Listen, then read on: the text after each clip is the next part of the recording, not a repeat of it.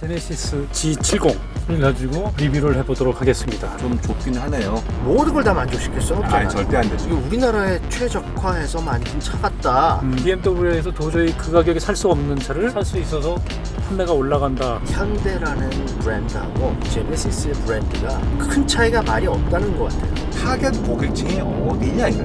아직도 몰라요? 현대차 사람들은 손가락만 얘기하는 거야. 내가 여기 가리거든요. 손가락 여기 봐. 어디 그 가르치는 곳이 어딘지도 모르고 그냥 손가락만 자꾸 보라고 얘기하니까. 이게 제네시스가 아까 말씀하셨지만 2015년 이제 브랜드 런칭을 하고 실질적으로 현대란 이름으로 현대의 고가차 라인이었죠. 고가차 라인으로 팔던 그 당시 현대 제네시스가 G80이 됐고 에쿠스가 EQ 이름을 따다가 이제 결국은 G90이 됐는데 그렇게 말하면 처음 나온 이제 제네시스 G70이 이제 제네시스의 첫 모델인데 편집장님이 그 중요한 얘기인데 아주 좋은 예예요. 이거 손가락을 가리키기만 하는데 어디를 봐야 되는지 몰라. 손가락만 쳐다보라는. 진짜 그런 것 같아요 제네시스. 손가락 둘째 손가락 나왔다. 셋째 손가락 나왔다. 손가락 보여주는 거야 계속. 아. 그 손가락이 이쁘지. 네. 근데 손가락으로 그럼 뭐 할 건데 어디로 갈 건데 그럼. 손가락 가르치는 방향인데 그 방향은 어디야? 그 손가락 다 나온 다음에 보여줄게 뭐 이렇게. 이제 주먹이 가르치는 방향을 봐. 그러면 좀 이따라. 메이커들이 고급 브랜드를 왜 할까? 그거 보면 현대도 이제 800만 대까지 갔으면 이게 900만 대, 1000만 대 갈 수 있느냐 이거예요. 현대나 기아 브랜드만 갖고 많이 팔 것 같지 않으니까 고급 브랜드로 해서 좀 수익도 올리고 수익성 좋게 하고 또 현대 기아의 브랜드 이미지도 올리기 위해서 하여튼 뭐 여러 가지 의미에서 이제 퍼포먼스 브랜드로 N 시리즈도 하고 이제 고급차 브랜드로 제네시스가 나왔잖아요. 물론 뭐 지금 혼다도 뭐 아큐라가 있고 시트로엔도 DS라고 시작을 하고 하지만 그것은 기존 전륜구동 자기 차에서 그야말로 스킨 체인지 디자인만 조금 더 예쁘게 갖고 고급 라인으로 파는 거고요. 사실 제네시스는 제대로 된 후륜구동 플랫폼을 개발해 갖고 제대로 만들어내는 이거는 사실 80년대 후반에 렉서스하고 인피니티가 나온 다음에 30년 만에 글로벌 자동차 시장에 처음으로 등장한 고급 브랜드거든요. 그런 의미에서 사실 의미도 있어요. 나 후륜구동. 의미 있어요. 제네시스도 현재 사실상 현대차의 고가차 라인업을 묶어놨는데 하여튼 뭐 내연기관 앞으로 차에서 신기술이 어디까지 갈지 모르지만 뭐 아직 뚜렷한 신기술은 없거든요. 뭐 제네시스 그냥 그러니까 가성비 좋은 프리미엄 비슷한 차다. 뭐 이 정도 내장재 좋은. 조합을 정확하게 여러 가지 말하면 현재 기술과, 포지셔닝이 딱 그렇거든요. 이런 걸 잘 조합을 해놓은 차. 적당한 가격에. 그쵸. 네. 가격이 항상 이게 참. 다시 한번 저 렉서스 말씀을 드리면은 렉서스 처음 나왔을 때 그 사람들이 이걸 BMW, 벤츠보다 주행 성능이 떨어진다고 그래서 안 산 건 아니잖아요. 나는 이쪽이야. 새로운 세그먼트를 창출을 한 거죠. BMW, 벤츠 사러 가면은 이 사람들 딜러들 거만하게 이거 좋은 차 이런 거야. 네가 타. 뭐 이런 식이죠. 근데 정말 고객 중심적으로 어떤 차를 만들어 드릴까요? 또 시작을 해갖고 차를 사서 고치고 팔 때까지 그 토탈 기간 동안에 종합적인 만족도를 추구한다는 새로운 세그먼트, 새로운 브랜드 스토리를 렉서스가 만들었기 때문에 성공을 한 거거든요. 그러니까 너무 막 이렇게 기계적인 성능을 강조할 필요 없이 현대도 이 정도 했으면 여기서 더 궁극의 뭐 벤츠를 잡기 위한 동력 성능을 내고 뭐 그럴 필요 없고요. 타겟 고객이 누구냐 선별한 다음에 타겟 고객층의 만족, 고객 열광을 위한 해피 테크놀로지를 해야 돼. 해피 테크놀로지. 그거 그럼 가성비밖에 없는데요, 가격. 아니죠. 아까 말씀드렸잖아요. 하다못해 쇼룸 잘 꾸미는 거, 교육 잘 시키는 거, 그렇죠? AS 깨끗하게 하는 거. 맞아요. 뭐 그런 거 다 기술이거든요. 저는 해피 테크놀로지 그 말씀을 전적으로 동의하는 게 디자인에서 네. 디자인도 저는 해피 디자인이 있어요? 행복을 주는 디자인이 그럼요. 정말 중요한 것 같아요. 그럼요. 사람이 인간이 살면서 행복하다는 기분을 어떤 제품을 보고 와 이거 너무 나를 즐겁게 만들어 나를 행복하고 재밌게 내가 기분이 좋아지는 디자인 내 삶이 좋아. 그렇죠. 삶이 즐거워지는 거. 네, 그런 거 분명히 한 가지 컨셉이고 방향일 것 같아요. 그럼요. 현대에 가서 좀 안 불러줘요. 좀? 또 현대 가서 이런 얘기하면 싫어해.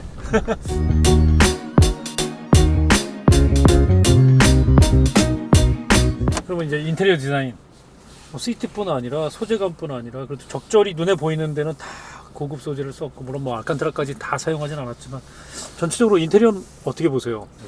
앞에 조금 가까이 보면서 말씀을 드리면 저는 전반적으로는 그렇게 뭐 특별히 흠잡을 건 없어요. 그 내비게이션 저 터치 스크린이 전체 디자인을 한 다음에 위에 딱 얹혀놓은 것 같은 느낌.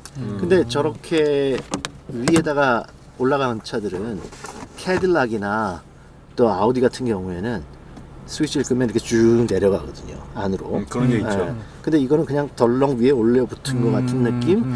덜 같이 조화돼서 처음부터 디자인이 안 된 것 같은 느낌. 이런 타입은 유럽에서 내비게이션 텀텀 같은 거 처음에 나왔었을 때 그 기존에 있던 차에 그 위에다가 끼우는 방식으로 해가지고 나왔던 게 이런 식이었거든요. 물론 뭐 네모나 주로 네모냈지만 근데 이건 각만 조금 있지 위에다가 그냥 끼워 놓는 그렇죠. 느낌이 들어요. 굉장히 싼 것 같은. 그래서 앞으로는 좀 더 인테그레이션이 될 것 같아요. BMW 도 등장하는 인테리어의 디자인 예. 포인트라서 아주 충분히 뭔가 성숙화되지 않은 것 같아요. 저 어떻게 위치하고 어떻게 저게 통합시킬 거냐에 대해서는 아직까지는 새로운 아이템인 것 같아요. 근데 뭐 예를 들면 볼보 우리가 지난번에 리뷰했지만 그것도 삼성에서 나오는 차들 요새 위아래로 길잖아요, 스크린. 네, 이렇게 그냥 모니터. 전 그게 오히려 편한 것 같아요. 왜냐하면 내비게이션을 볼 때도 멀리 내가 가는 길을 보는 거지 옆에 보는 것보다는. 그래서 위아래로 된 게 오히려 좀 더 그 러지컬하지 않나라는 생각이 좀 들어요. 그리고 한 가지 엔진 스타트 앤 스톱 버튼이잖아요. 저게 왜 저기 붙었을까? 너무 눈에 잘 보이니까. 그 왜냐면은 운전석 아까 제가 운전하면서 보니까 운전하면서도 저건 딱 눈에 보여요. 근데 운전하면서 사실 저거 볼 필요는 없거든요. 그러면 사실 조금 더 밑으로 내려도 되는데 저게 그 송풍구라고 하죠. 송풍구 그것까지 침범하면서까지 저렇게 저게 자리 잡을 필요는 있었을까라는 생각이 좀 들고. 싫어하시는 피아노 블랙은 별로 안 썼잖아요. 네, 아니 뭐 부분적으로 쓰이죠. 피아노 블랙을 싫어하진 않아요. 많이 쓰는 거 싫어하시잖아요. 적절하게 잘 쓰면 네. 여기 왜 피아노 버튼 같이 있는 버튼들 있잖아요. 그 손으로 좀 짚어주시겠어요? 요거요. 네. 라디오라고 써 있는 버튼. 저 사틴 크롬으로 된 그 스위치. 거슬려요 좀. 왜요? 이게 깔끔하게 쭉 딱 내려가가지고 아예 평평하게 된 게 아니라 이렇게 내려와서 가는데 오른쪽 거 보면은 내려와서 쭉 내려갔다가 다시 올라온 것 같은. 아, 약간 꼬불떡꼬불떡 한다고? 이게 좀 깔끔한 느낌이 없는 거. 거기에 선을 그어주니까 그 선이 네. 매끈하게 하나로 이어지는 게 아니라 그렇죠. 꼬불떡 이어지는 것 같은. 네. 상세히도 보시네. 그거 보는 사람이 누가 있어요? 아니 그러니까 그런 게 그런 하나하나가 전체적으로 딱 사람들이 보통 디자인하지 않는 사람들은 저걸 짚어내진 못하지만 말씀하시니까 보이네. 짚어내지는 못하지만 왠지 이렇게 뭐 깔끔하지 않은 것 같아? 라는 느낌을 가질 수 이유는 있어요. 모르고. 네. 잘 만든 차라 그러니까 흠집을 잡기 위해서 저희가 한번 또 얘기해 본다고 한 거죠. 근데 뭐 전체적으로 다른 거는 불편한 느낌이 없는데 저는 여기 이 시프터 옆에 그 면적이 처음엔 저는 그 무슨 기능이 있는 줄 알았는데 저도 참 이런 그게 거 아무 뭐가 없더라고요. 그래서 그거 좀 이상하네. 뭐 좀 저거는- 파놓지. 물건 놓지. 하던지. 뭘 할 수 있었을 텐데. 버튼을 여기다 더 놓던지 예. 아니면 파가지고 뭐 영수증을 놓든가 키를 놓든가. 얘를 이쪽에다가 놓던지 아니면 그냥 뭐 이렇게 복잡하게 뭘 구멍을 뚫어 놓는 것보다는 어떤 스토리지를 해서 뚜껑을 씌워 놓든지 뭐 하여튼 그 펑션이 있었으면 하는 생각. 근데 이 시트 보면 빨간색 그 스티치가 있고 지난번 우리 BMW 할 때도 얘기했었잖아요. 이 우글쭈글한 예. 이거 보세요. 팽팽하게 쫙 아주 팽팽하게 잘 펴진. 깔끔하게 한 그런 디자인. 디자인도 그렇지만 실력. 생산을 한 그런 실력. 이거는 좋아요. 나쁘지 않아요. 잘했어요. 뭐 세심하게 이 저기 컵 홀더 부분에도 이런 그 어떤 그 디자인 그 넙에 들어가는 그 패턴들을 같이 넣는 거 세심한 부분을 했는데 벤트는 좀 기존의 스타일의 벤트를 그대로 한 것 그냥 같아요. 올드 스타일. 우리가 스포츠 이거 모드를 드라이브 모드로 바꾸면 스포츠 모드로 바꾸면 저렇게 깊이 어떤 터널 들어가는 것처럼 보이잖아요. 쭉 깊은 것처럼 네. 저거 보이게 하는 게 시트론에 나오는 차의 뒤에 테일 램프를 보면 저런 디자인을 한 게 있거든요. 그래서 이게 그래픽으로 만들어서 하는데 이거 간격을 조절해 가지고 저게 입체감 있게 램프가 이렇게 얇은데도 깊어 보이는 것 같은 느낌. 근데 제가 사실은 저거를 그 캐나다의 bombardier 그 비행기를 디자인할 때 그 인테리어에 저걸 썼어요. 왜냐면 그 비행기가 100명 정도 타는 비행기인데 실내 공간이 크지가 않아요. 그래서 사람들이 느끼는 느낌이 이 비행기 타면 굉장히 좁은 느낌이 들잖아요. 그래서 천장에 그리고 또 화장실 그런 부분에 라이팅을 넣어서 그게 충분히 이렇게 아주 천장까지 그 넓어 아이디어네. 보이게 하는 그런 펑션을 썼거든요. 근데 저런 거는 뭐 재밌긴 해요. 그런데 운전할 때 저걸 많이 쳐다보면 안 좀 되죠. 어지러워. 그러나 제가 보기에 인테리어는 굉장히 직관적이고 심플하고 잘 만든 것 같아요. 읽기도 쉽고 그러니까 움직이기도 쉽고 그렇게 복잡하지 않아. 뭐 이런 이게 뭐의 모양인지 모르겠지만 뭔가 하여튼 이걸로 계속 통일성을 주려고 여기는 또 하나 안 만들었어. 이거 왜 안 했을까? 아까는 저기 황 대표님이 저 밑에 튀어나온 거 저거 보고 뭐라 일회용 그랬었죠? 주걱 개 혓바닥 같다 그러죠. 일회용 주걱 같기도 하기도 한데 아니 저는 그 디자인한 사람 그 성의를 생각을 해야죠. 되게 개혓바닥이 왜 뭡니까? 여기는 안 했을까? 뭐라고 그래 그러면? 왜 저렇게 툭 튀어나갔을까? 저게 이쁜가? 하려면 세 개 세 해야지. 개 다 하던지. 두 그러니까 개만 한 것도 디자인 포인트인 것 같은데 구태여 저렇게 만들 이유도 없을 텐데 왜 저렇게 했을까? 저건 디자인 예쁘게 보이는 거 외에는 설명할 수가 없거든요. 그래서 제가 그 디자인이 예쁘냐고 제가 여쭤보는 거예요. 사람들한테 궁금증을 불러일으키기 위해서. 앞에 너무 심심하니까 뭔가 재미있는 토킹 포인트를 준 건가? 자 그러면 내려서 제네시스만의 디자인 가지고 얘기를 해보시죠.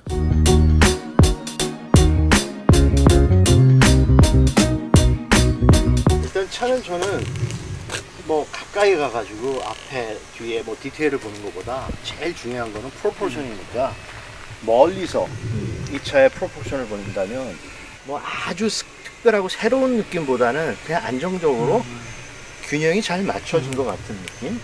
이게 완전한 뭐 요새 뭐 새로 나온 소나타라든지 그런 차들처럼 이렇게 완전히 패스트백 스타일은 아니고 완전 세단에서 거기로 가기 위한 그런 중간 단계. 중간 단계 같은데 저는 일단 제가 좋아하는 그런 걸 말씀드리면 프로파일은 나쁘지 않고 뒤에 이거 뒤도 가까이서 보면 잘 몰라요. 그런데 이 차를 멀리서 이제 따라가면서 이 뒤에서 봤었을 때 이 뒤에 느낌을 보면 뒤에 바퀴 부분의 휠아치가 보이고 거기서부터 차가 말려 들어온 느낌. 그 다음에 이렇게 삼각형으로 남자들은 왜 역삼각형이잖아요 몸이 운동 많이 하면. 근데 이거 삼각형으로 딱 땅에 붙어 있는 느낌. 이게 이태리에서는 디자인할 때 주저로가 많이 쓰는 말은 그린도사라고 그러거든요. 그린도사 뭐냐면 냉수가 땅을 딱 잡고 어디로 뛰어나가려고 하는 그런 느낌. 아주 굉장히 강하고 웅크리고 딱 있는. 네. 그리고 뭐 그래픽 뭐 사람들은 뭐 이거 BMW 느낌이다 뭐 그렇지만 M3 네. 느낌이랑 비슷하다. 그래서 저는 이 뒤에서 보면 이 차 굉장히 안정감 있다. 이거 괜찮은데? 라는 느낌은 있어요. 뒤에가 아주 빵빵한 강한 느낌. 그릴 이게 차 브랜드 중에서 제일 요새 중요한 부분 중에 하나잖아요. BMW, Mercedes-Benz 그릴 위에다가 번호판을 달 수가 없어요. 그릴 디자인이 워낙 중요하기 때문에 그걸 강조해 주죠. 그런데 이게 그릴이 컷이다 보니까 범퍼 빔 위에 번호판이 달리는 거. 근데 이런 차들은 사실 이 그릴이 커진 큰 차들 옛날부터 그릴의 사이즈는 엔진의 사이즈하고 비례했거든요. 그러니까 롤스로이스, 벤틀리 그런 차들은 그릴을 막지 않아요. 번호판이 밑으로 내려가죠. 그런데 이 차는 뭐 이렇게 그릴이 커지는 차들 중에 렉서스라든지 아우디 중에서 아우디 A8 그다음에 Q7 같은 거 그런 경우에는 그릴이 물론 가운데 들어가긴 해요. 그런데 그렇게 거슬리지 않는데 여기는 그릴의 스토리가 많은데 이제는 또 뭐 G90 같은 경우에는 이렇게 내려가서 가운데가 이렇게 또 만나죠. 뾰족하게 됐잖아. 거기에 그릴 들어간 거 이건 굉장히 좀 불편해요. 그리고 더군다나 이 차가 우리나라에서는 이게 보통 유럽하고 이 넓이는 똑같아요. 520. 그 다음에 우리나라에서는 110인데 이 사이즈 번호판은 그런대로. 근데 북미 번호판은 이게 조금 더 높고 좁잖아요. 여기 딱 들어간 거 보면은 무슨 토끼 이빨처럼 보이는. 근데 이게 그릴 가운데다 집어넣어야 되기 때문에 할 수 없이 이렇게 되는 거. 이태리에서는 사실 이 번호판의 위치를 알파 로메오라는 차 아시죠? 알파 로메오는 가운데 그릴이 이렇게 살려줘, 동그랗게 그쵸? 들어가고 밑에 이제 홀이 양쪽으로 뚫리는데 옆으로. 그거를 살리기 위해서 번호판을 옆에다 그렇죠. 옆으로 뺐죠. 네, 그리고 이태리에서는 앞에 다는 번호판은 사이즈도 더 작아요. 디자인을 중요시하기 때문에 그릴을 살리기 위해서 번호판을 한쪽으로 몰아서 다는 거. 근데 뭐 북미에서는 사실 번호판을 안 다는 주가 앞에 많죠. 번호판을 안 달아도 많죠. 되는 주가 꽤 있어요. 뭐 네바다도 그렇고. 한 군데만 하면 네. 근데 만약에 여기 번호판을 달아야 되는 주인데 거의 못 달게 한 차들 있죠. 슈퍼카 같은 경우에. 그런 차들은 대시보드 위에 운전석 그 위에다가 거기에다가 놓고 가야 되는. 그리고 우리나라는 번호판이 한 가지 색깔이 있어요. 전에는 초록색 백그라운드였다가 지금 이제 하얀색으로 바뀌었고. 꼴 보기 좋아요. 그 전기 자동차는 조금 살짝 하늘색 같은 색깔이죠. 근데 미국 같은 경우에는 한 주에 번호판 색깔이 여러 가지예요. 캘리포니아 같은 것도 파란색 백그라운드도 있고 그림 들어간 것도 있고 자기네 주를 설명하는 뭐 유타는 스키라고 써 있는 것도 있고 Great Snow on Earth 뭐 이렇게 들어가는 것도 있고 여러 가지 색깔들도 자기가 자기 차 색깔하고 맞춰서 넣을 수 있는 거. 물론 뭐 땅덩어리가 우리나라보다 크고 차 판매 대수가 많긴 하지만 그런 거는 굉장히 좀 뭐 단조롭지 않게 재밌게 만들어 나가는 것 같아요. 이 앞에 프론트 보면 저는 이제 볼보 같은 경우에는 토로의 망치라는 그런 이름을 붙였잖아요. DRL. 여기 이제 DRL이 들어와 있긴 한데 저는 이거 보면은 조금 이건 뭐지? 그냥 젓가락 두 개가 끝에가 휘어진 것 같은 느낌. 그래서 아주 이것만의 새롭고 독특한 느낌은 사실은 없어요. 벌써 보면 요 두 라인하고 요 두 점하고 이어지는 것 같아요. 느낌. 네, 가다가 그렇게 되긴 하는데 이렇게 뭐 독특하다라는 느낌은 사실은 조금 스포츠 세단에서 네. 이게 그릴도 얼굴이고 헤드라이트가 굉장히 중요한 또 눈의 요소인데 이렇게 독특하게 도드라지는 건 별로 안 보이는 그냥 그런 부분이 그냥 있는 것 있는 같아요. 거지 어떤 네, 강한 그냥, 인상 네, 못 주는 네. 거죠. 뒤에 비해서 뒤에는 굉장히 심플하면서 그 힘을 느껴지게 하는 그런 디자인인데 앞에는 미안한 말씀이지만 아직 조금 복잡스러워요. 여기에 너무 복잡하다. 블랙 크롬 그릴 들어가고 밑에도 블랙 크롬으로 하나 그 그릴을 서포트하는 것 같은 게 들어가고 또 버디 컬러로 또 들어가고 이 면이라든지 또 가운데다가 집어넣은 어떤 뭐 조금 뭐가 너무 요소가 많은 그러니까 이런 느낌 너무 많이 모여 있네. 네, 범퍼 가니쉬가 되게 예. 복잡하고 이런 느낌 있죠. 이렇게 하면은 이것만 보이잖아요. 근데 두 개를 같이 하면은 이게 어떤 걸 봐야 될지 모르는 느낌.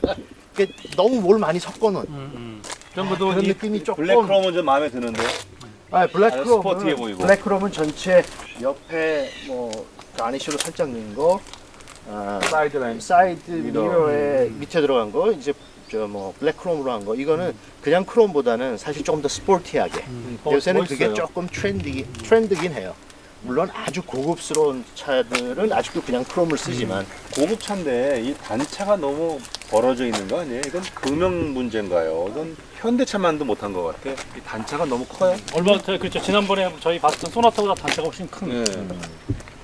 이건 금형이라기보다는 퀄리티 컨트롤에서 퀄리티 컨트롤에서 보면 뒤에 도어도 그렇고 트렁크도 그렇고 이 단차가 굉장히 커요. 그래서 고급차 치고는 좀 이상하다 싶을 정도로.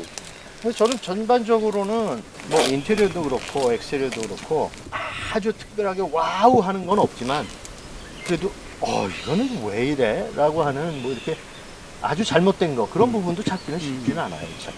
전체적으로는 합격점인데 이제 그 중에 뭐 몇 가지 뭐 오게티를 한번 찾아본다면 저희가 이제 여러 가지 그런 얘기를 해봐갔는데 그 이상했던 말처럼 고급 브랜드라는 것은 원 테이블 다이닝 레스토랑 같아가지고 고급 재료를 쓰고 원재료가 좋으니까 그냥 소스나 이런 건 최소화시켜서 플레이팅 잘해갖고 내놓고 그런다고 하잖아요. 그런 관점에서 본다 그러면은 이 외관 디자인을 보면 남의 걸 카피한 것 같진 않고 자기만의 디자인 씀을 가져간 거는 맞아요. 근데 one of them, 그러니까 그들처럼 멋있게 디자인했네 는 된 것 같은데 디자인 of a kind, 나만의 독특한 디자인, 난 이걸로 멋있지 않냐고 쫙 내보내는 그런 게 좀 약하지 않습니까? 어떻게 생각하세요? 프론트 후방도 좀 더 줄이면 더 스포티해 보일 것 같고. 근데 현대 엔진이 높이가 높아서 이게 전체적으로 슬림하게 설계하는데 굉장히 어렵다고 그 얘기는 제가 들었는데. 나만의 독특한 디자인, 사실 디자이너들 다 이거 찾는 그런데 그게 디자인 마음대로 한다면 한번 해볼 수도 있어요. 차 하나 개발하는데 보통 한 4천억 정도 들어가니까 그게 디자인만 가지고 되는 건 아니고 뭐 상품 계획이 해방을 놨을 수도 있어요. 보수적으로 가자. 너무 튀면 안 된다. 처음부터 보수적으로 가자. 그런데 참 신기한 거는 와 지구공 보고는 이건 왜요? 하여튼 전 지구공에 대해서는 모각 팬티. 모각 팬티. no comment.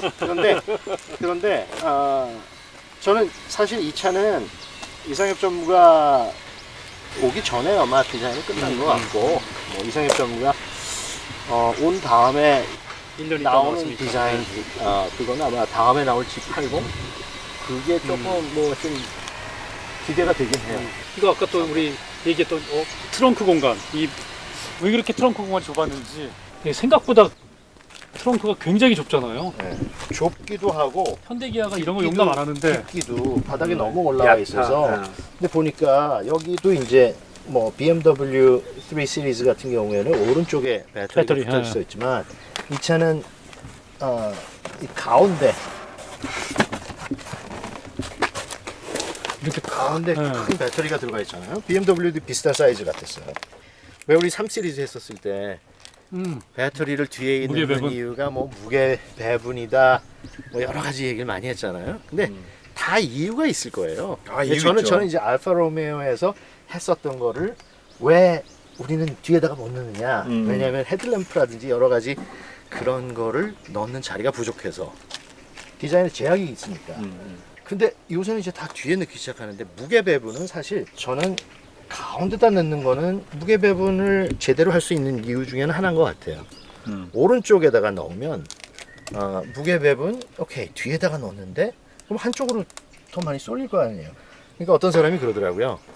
영국 사람이 이제 포럼에서 이야기하는 거를 저도 이제 들어가서 봤는데 운전석이 왼쪽에 있기 때문에 이 뒤쪽에 반대쪽에다가 배터리를 놔서 밸런스를 이룬다. 그랬더니 그 영국 사람이 그래? 나는 영국에서는 핸들이 오른쪽에 붙어 있는데 그럼 오른쪽에 배터리도 있고 오른쪽에 운전하는 사람도 있으니까 이건 뭐 잘못된 거 아니야? 그랬더니 그 얘기했던 사람이 사라졌어요 갑자기. 트렁크 공간은 정말 하자 정도로 보일 정도로 굉장히 특히 이 두께 이 높이가 낮아져가지고 웬만한 그러니까 트렁크도 지난번에 소나타 할 때 우리가 얘기한 골프 가방 것처럼 2개도 못 넣을. 소위 유틸리티 짐 많이 넣고 짐 넣고 빼기 편하고 그거는 이제 SUV 쪽으로 가고 이거는 걔네 개성을 즐기기 위한 세단이다 보니까 뭐 그래 공간만 더 만드는 거 신경 안 쓰고 말씀하신 것처럼 성능을 내기 위한 무게 배분이든 뭐 코스트든 해가지고 그냥 이렇게 가는 것 같아요. 그래 세단이 그 점 짐 많이 싣고 다니는 이유는 뭐가 있느냐? 그게 맞는 게 뒤에 좌석도 다 크게 만족시키고 트렁크도 다 크게.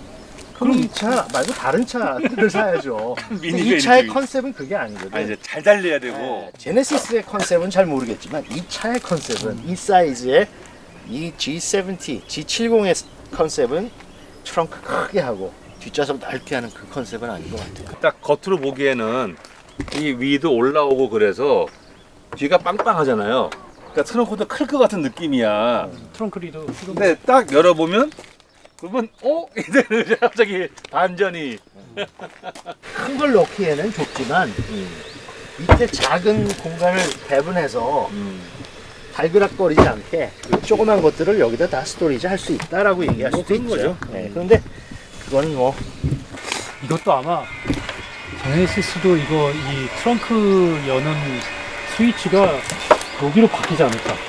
그럼 재밌을 것 같은데.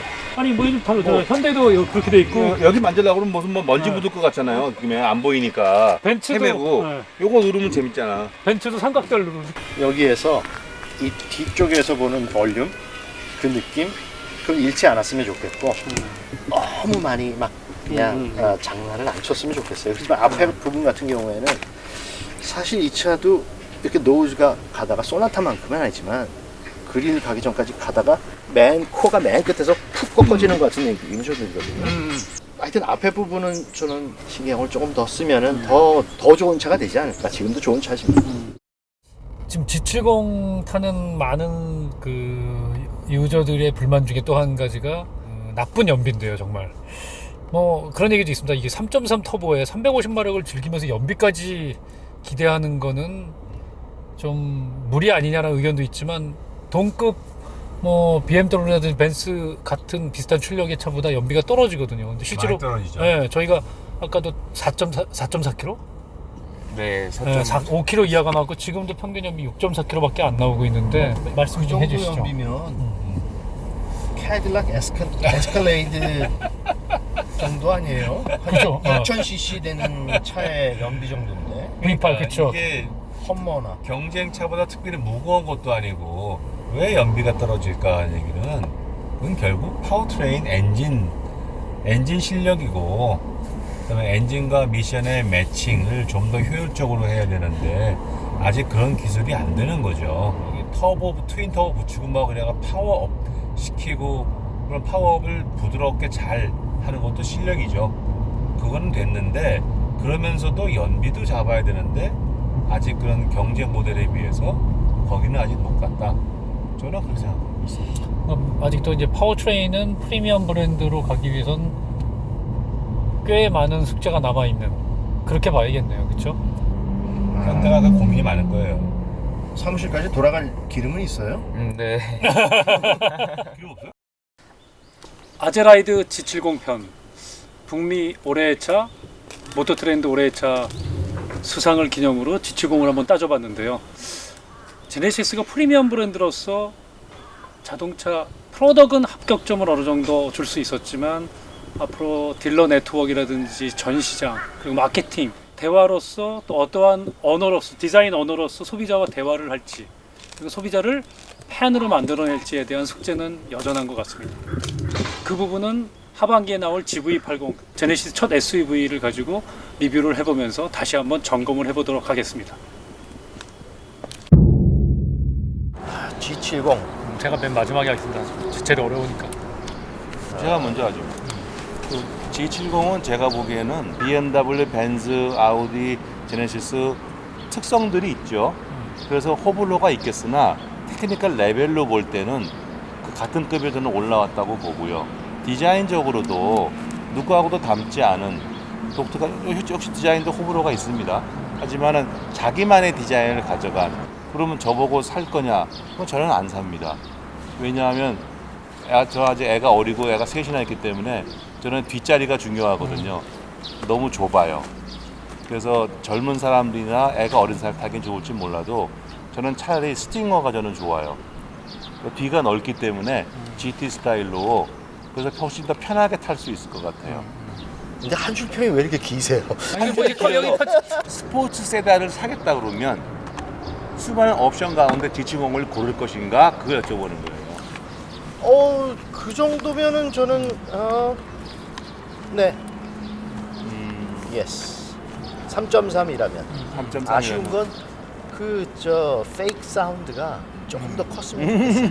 저는 G70은 제네시스 브랜드 중에 가장 잘 맞는 차 현재까지 나온 그리고 BMW 340i를 사기 전에 꼭 한번 타봐도 후회하지 않을 차.